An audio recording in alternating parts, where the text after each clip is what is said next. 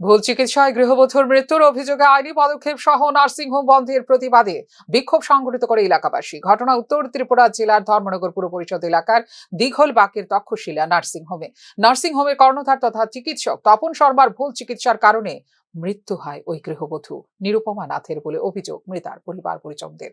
Gall bladder store অপারেশনের জন্য Takshashila nursing হোমে ভর্তি করানো হলে রোগীকে সকালে অপারেশন থিয়েটারে নিয়ে যাওয়া হলেও সন্ধ্যা পর্যন্ত রোগীর অবস্থা সম্পর্কে কোনো কিছু জানায়নি নার্সিং হোম কর্তৃপক্ষ।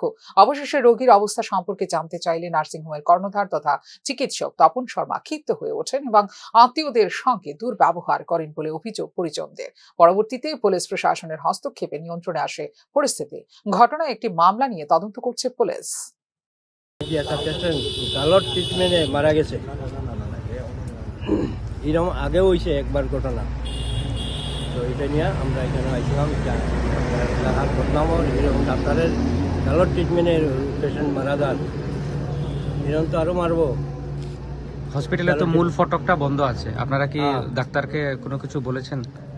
এখানে আসলে একজনকে পাঠাইলাম, ও হইলো নিয়ে আইতেছে, ও পালিয়ে গেছে, বাক্সে আইসে না।